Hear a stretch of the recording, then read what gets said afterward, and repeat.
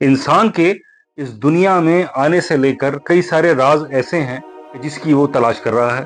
और बीमारी का इलाज होना, इंसान को सदा जवान बने रहना, तंदुरुस्त बने रहना, चुस्त दुरुस्त और तंदुरुस्त बने रहना, इसके लिए इंसान की आज भी जद्दोजहद जारी है।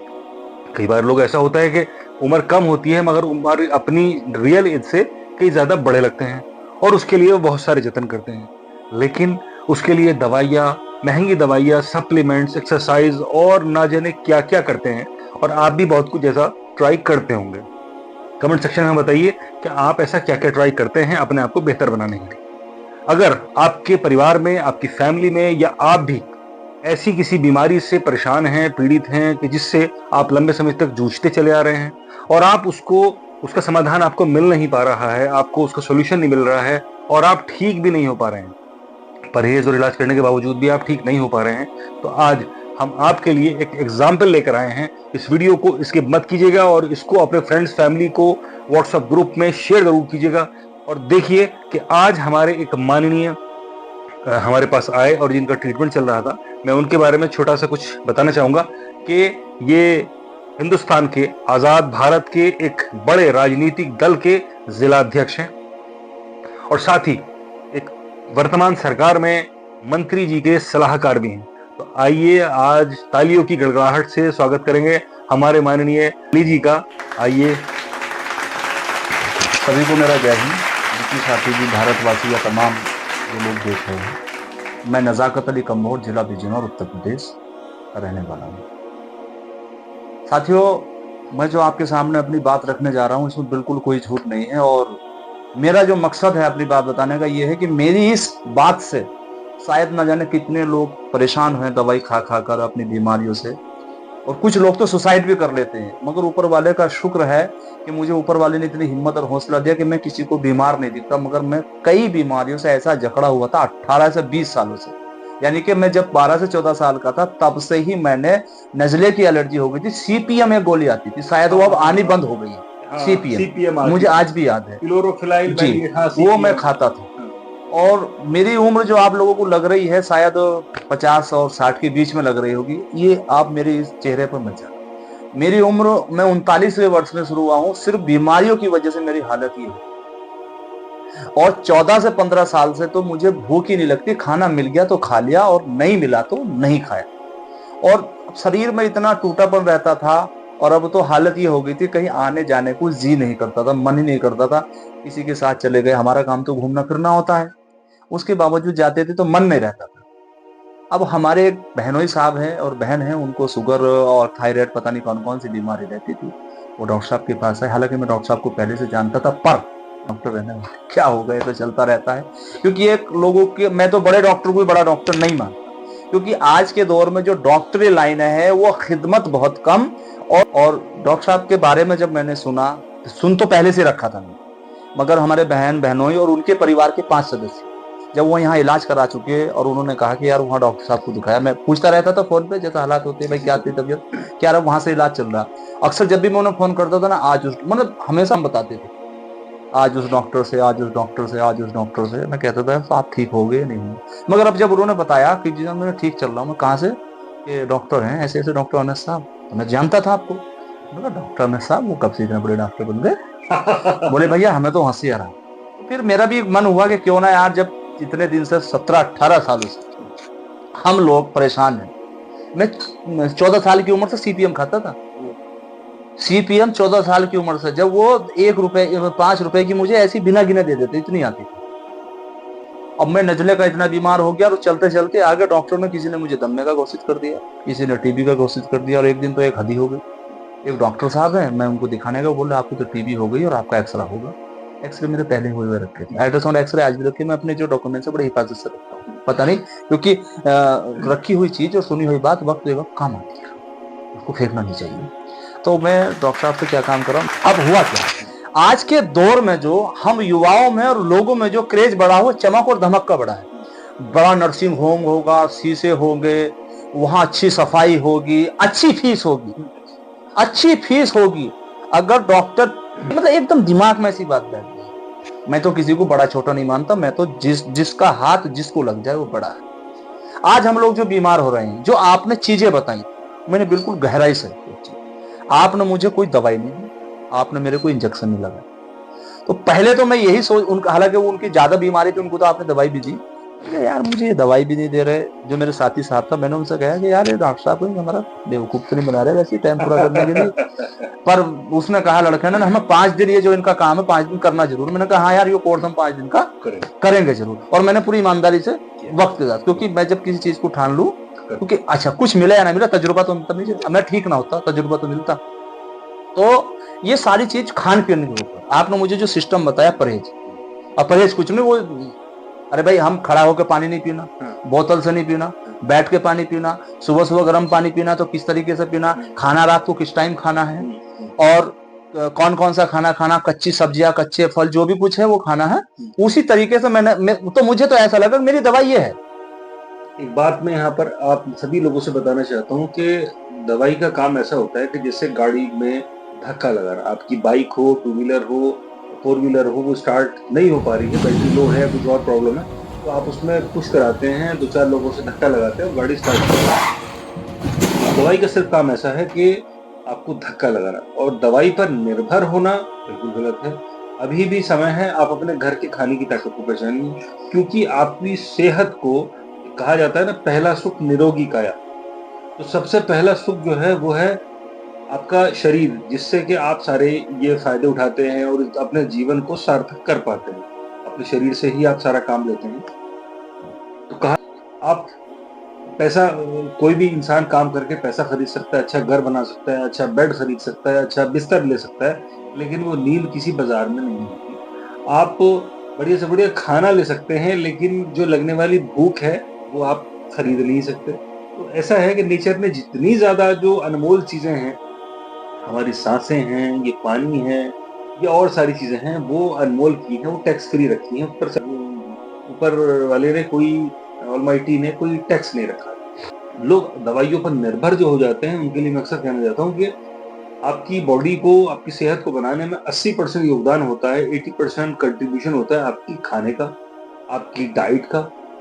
रहा 10% आपका काम करता है मेडिसिन, और 10% आपका करता है प्रिकॉशन, जो एहतियात होती है। लेकिन लोग उस 80% को नजरअंदाज कर देते हैं और वो उस 10% को ही सब कुछ मान लेते हैं, जिसकी वजह से वो ठीक भी नहीं हो पाते। जब हमारे बहनोई साहब को जो लीवर की बीमारी थी, 13 साल, हेपेटाइटिस सी के बारे में, हाँ जो भी है, 13 साल पुरानी बीमारी, और एम्स दिल्ली तक वो होकर आए, और उनको जब आपने 8 दिन की दवाई दी, तो वो, मैंने उनसे पूछा यार 8 दिन में कैसे ठीक हो? बोले यार मुझे भी यकीन नहीं होगा। और मैंने, जब आपने मुझे दवाई नहीं दी थी ना, मैं बाहर से लौट कर आया था ना, मैंने कहा कुछ तो दवाई दे दो। तो आपने जब एक बात ये कही, मुझे तब मुझे विश्वास हुआ। आपने जब ये बात कही कि मेरा मकसद आपको दवाई देना नहीं है, मेरा मकसद है आपको दवाइयों से छुटकारा पाना और आप ठीक हो जाएं। एक तो मेरे दिमाग में ये बात बैठी। दूसरी, जब आपने मेरा पेट नापा था, उस पेट नापने के बाद 38 इंच था मेरा पेट। जब फिर आपने वो मेरी जो कर दी पहले दिन की थी वो, उसके बाद जब 34 हुआ, तो मैंने कहा यार मेरा पेट इतना 4 इंच कैसे घट गया? तो मैंने कहा अच्छा, मैं जादू टोनों पर विश्वास नहीं करता, इन चीजों पर मैं विश्वास नहीं करता। तो मेरे 2 विश्वास बने। एक तो ये बना कि आप मुझे दवाई नहीं देना चाहते, यानी कि आप पैसे के भूखे नहीं हो। कुछ लोग कारोबारी करने के लिए उसे, अरे यार तुझे तो नजला भी, अरे तुझे तो ये भी, अरे तेरा तो आंख भी ये लाल, मतलब उसको वैसी दवाई बोरियों से बांध देंगे। आप बोरियों से मशवरा देते हो, वहां मशवरा बिल्कुल नहीं दिया जाता, वहां बोरियों से दवाई दी जाती है, यहाँ बोरियों से मशवरा और दवाई नाम मात्र की। तो ये सारी चीजें हैं। मैं आपसे गुजारिश करता हूं डॉक्टर साहब कि मैं 15 साल समाज को दिए, जैसे भी दिए उल्टे सीधे। आज के तमाम लोग समाज सेवी हैं, जो घोड़ा बुग्गी में बैठकर, साइकिलों में चलकर, और पैर में 2 पट्टी के चप्पल और लंगोटी होती थी, और आज वो कोट पैंट में और क्लब के कपड़े में, और जिस शहर में रहती बड़ा मकान है। मतलब गरीबों की बात करते करते वो अमीर हो गए, मगर गरीब बेचारा गरीब का भी नहीं। तो मेरे पास देखो धन तो है नहीं, तन और मन और लठ, अच्छा तीनों है, तीनों चीज मेरे पास है। मैं अगर आपके कहीं भी कहीं काम आ सकता हूँ, आपकी इसमें मैं चाहता हूँ मेरे भारतवासी निरोग रहें, क्योंकि हमारे महापुरुषों ने, हमारे अवतारों में, पैगंबरों ने भी कहा कि हमें इस कुदरत ने इस धरती के अंदर हर वो चीज दी है, अगर हम उसका सही इस्तेमाल करें तो हम भी 100 साल जी सकते हैं। देखो मरना तो जरूर है, मरना तो जरूर है। आज अगर हमने अपने आप को बीमारियों में मुब्तला कर लिया है, और आज अगर हम परेशान हैं तो इसमें कुदरत या कोई और नहीं बल्कि हमारा खान और पीन। एक तो जल्दी, दूसरा पैसे की लालच और जीभ का चटाका। अगर हम इन चीजों से छुटकारा पाले तो मैं ये कहता हूं कि वो महापुरुषों ने बताया है, जो कहा है वो करना चाहिए, चाहे व्यायाम हो, चाहे वो हमारी उठा बैठक हो। अब आप देखिए, बहुत सारे मैंने देखा है फर्जी काम तो फर्जी होता है। अभी चेहरे पर मैं डेंटिंग पेंटिंग अभी काली करके मेहंदी उंदी लगा के आ जाता, हफ्ते में फिर छूट जाती। अब कुछ लोग वो करते हैं जिम, और वो पता नहीं क्या क्या खाते हैं, दवाई खाते हैं, फर्जी तो है वो। उनसे 1 घंटा फावड़ा चला दो नहीं चला है। मैं इस उम्र में भी मैं कहता हूँ, मैं सुबह के 8 बजे से लगा के और दोपहर के 12 बजे तक अपने खेत में फावड़ा चला सकता हूँ, हल जोत सकता हूँ। क्यों? क्योंकि कुदरती चीज, नेचुरल की, हाँ, बनावटी चीज नहीं जानी। हमें सरसों का तेल खाने के लिए दिया, आपने सरसों का तेल बताया, सरसों का तेल बने खाया, आपने कहा चिकनाई नहीं खानी, मेरी दवाई है, आपने ये बताया। आपने कहा था फ्रिज का ठंडा पानी नहीं पीना, मेरी दवाई है, मैंने नहीं पिया था। आपने कहा था कोई भी ऑयल क्या होते हैं वो कोल्ड ड्रिंक नहीं पीनी, तो मैंने नहीं पी थी। आपने कहा था चाय का मन करे तो पीना, जबरदस्ती मत पीना, तो मैंने नहीं पिया। तो इसका मतलब मैं तो खुद डॉक्टर हो गया। आपने बताया, मैंने अमल किया, तो डॉक्टर तो मैं खुद हो गया। देखिए क्या है, हर इंसान की बॉडी को सबसे बढ़िया अगर कोई समझ सकता है, वो इंसान खुद समझ सकता है कि उसको क्या नीड है। मिसाल के तौर पे जब आपको प्यास लगती है तो आप पानी पीते हैं, भूख लगती है आप खाना खाते हैं। तो पहली बात तो ये कि अननेसेसरी कभी ना खाएं, जब आपका शरीर अलाउ करे तभी खाएं और तभी पिए। अननेसेसरी जैसे कई बार किसी के यहाँ गए या फोर्सफुली कि आप ये खा लो, थोड़ा सा मजबूरन हम खा लेते, वो चीज़ हमें फायदे की जगह नुकसान दे लगती है। तो इस चीज से बचें। हमारा शरीर हमें खुद अलार्म देता है कि हमें कब किस चीज की जरूरत है।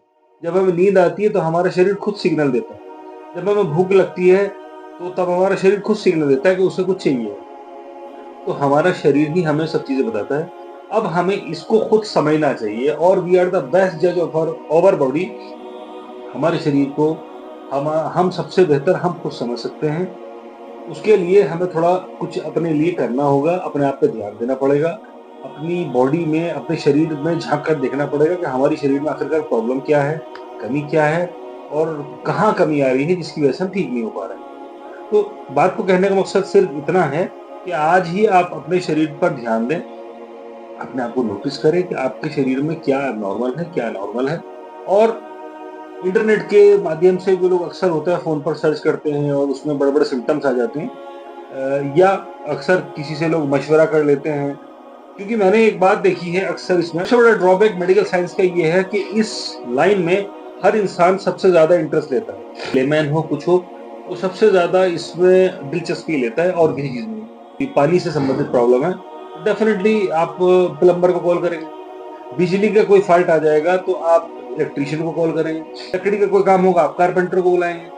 लेकिन अगर आपको, मैंने जो अपने तजुर्बे में एक बात देखी है कि कोई आपको बीमारी हुई या कोई परेशानी है, तो आप सबसे पहले या तो नेट पर सर्च करते हैं, या अपने पड़ोस में या अपने ग्रुप में कुछ लोगों से मशवरा लेते हैं। फिर वो आपको कुछ मेडिकल रेमेडीज के बारे में बताएंगे कि ये चमत्कारिक औषधियाँ हैं, या डॉक्टर से जो कंसल्ट करने का जो सिस्टम है या जो प्रॉपर वो है, वो तो आप तर्क करके जब पूरी तरह से केस बिगाड़ चलता है, तब उसके बाद आप फाइनली वो डिसीजन लेते हैं जो आपको लेना चाहिए। अगर आपको प्रॉब्लम है तो आपको डॉक्टर से कंसल्ट करना चाहिए, अपनी जो प्रॉपर इन्वेस्टिगेशन वो करके ट्रीटमेंट लेना चाहिए। इसमें डॉक्टर साहब आपने एक बात बताई, मैं बताना चाह रहा था, भूल गया था। और मैंने अब से 3 साल पहले 4 महीने के लिए बिल्कुल मैं अपना अलग रहा, और मैं सिर्फ नेट पर सर्च करता था। अच्छा। नेट पर सर्च करता था, कोई नुस्खा कैसा बता रहा, कोई मैंने इमाम जिस्ता भी लाया कूटने पीटने वाला, सब बकवास है। लोगों ने सजाकर दुकान अपनी और सोशल मीडिया का गलत इस्तेमाल कर वो भी लोगों को बीमार कर रहे हैं। हकीम जी, वैद्य जी, डॉक्टर साहब, दिल्ली वाले, बंगाल वाले, मेरठ वाले, देहरादून वाले, पता नहीं कहां कहां वाले करके, क्योंकि ना जाने कितने लोग शुगर के पेशेंट हुए, उन लोगों ने गलत गलत दवाई दी, उनके गुर्दे फेल हो गए। गुर्दे फेल होने में कई मेरे मिलने वाले पता चलता बाद में क्या हो कि ये फला दवाई खाते थे, पता चला वो दवाई नहीं। इसलिए असली चीज, असली बात होनी चाहिए। और पहली बात, सही सलाह अगर मिल जाए।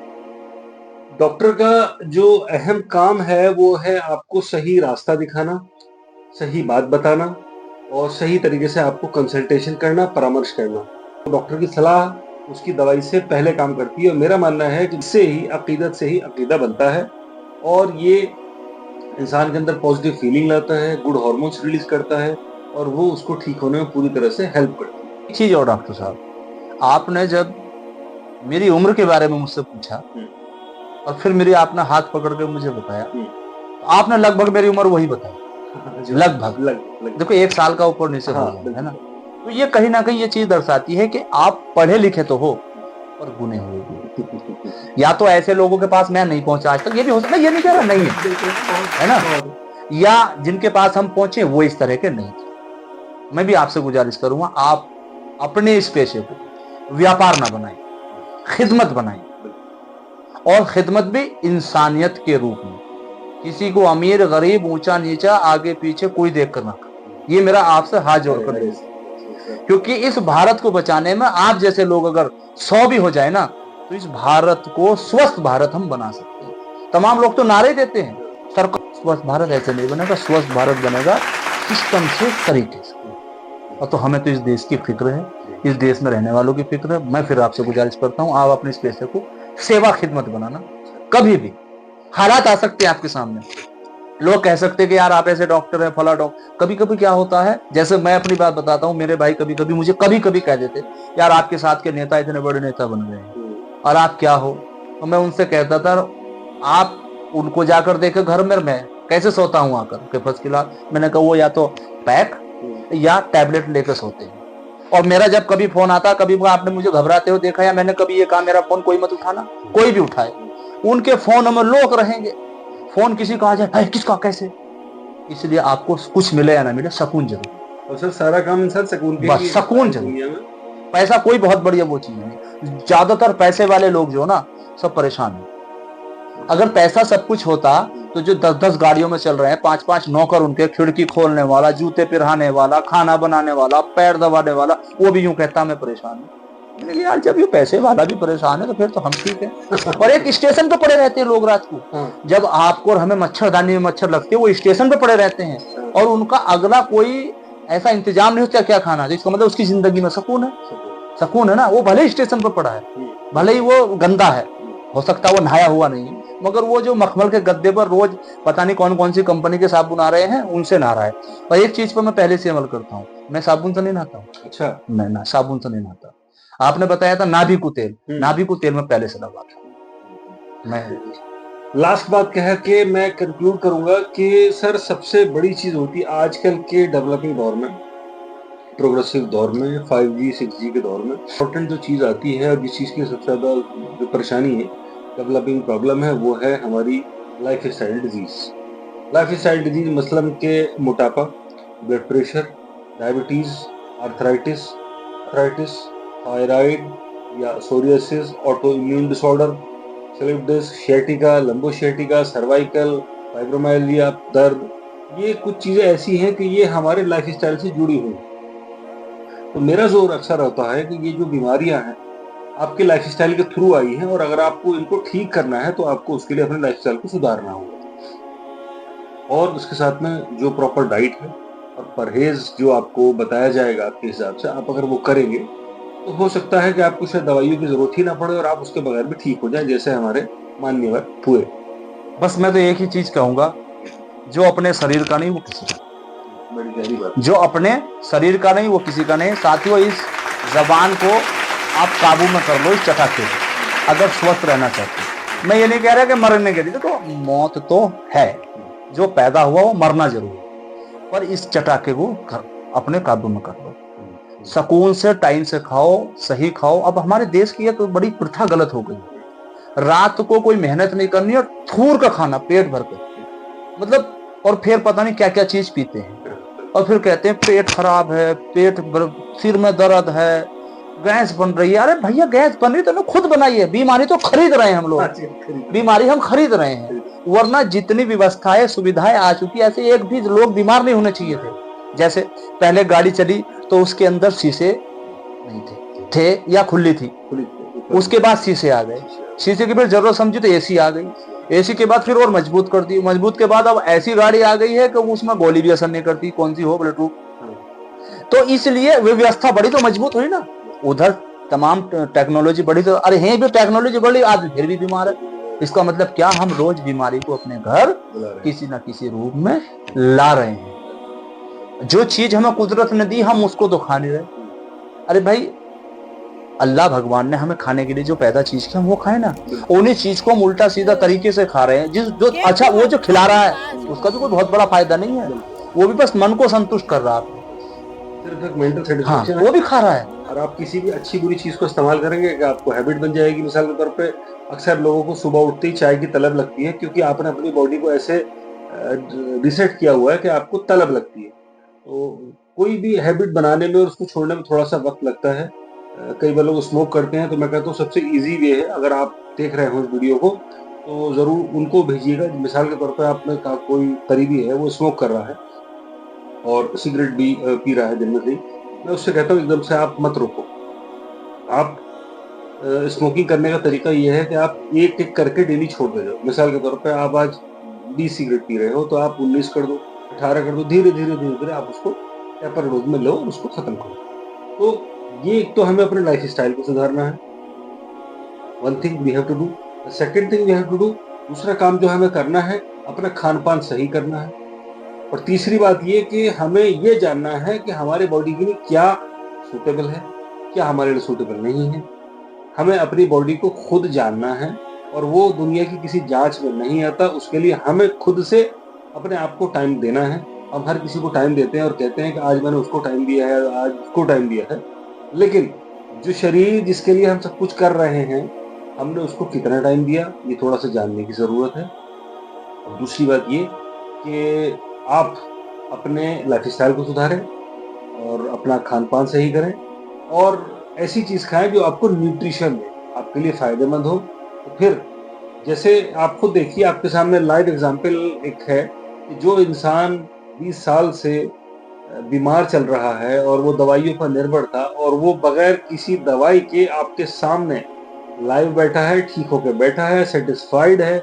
और अगर आपको ऐसा लगता हो कि इनकी बात में कहाँ तक सच्चाई है तो आप इस नंबर पर इनसे कभी भी किसी वक्त भी बात कर सकते हैं, राजनीतिक सलाह ले सकते हैं। तो दोस्तों अपना बहुत सारा ख्याल रखिए, अपना ध्यान रखिए और इस वीडियो को अपने दोस्तों को, अपनी फैमिली को, अपने व्हाट्सएप ग्रुप में और अपने उन लोग दोस्तों या मिलने वाले करीबी को उनको शेयर कीजिए जिनकी आप फिक्र करते हैं। वीडियो को देखने के लिए बहुत बहुत शुक्रिया। Take care, goodbye, see you soon, take care.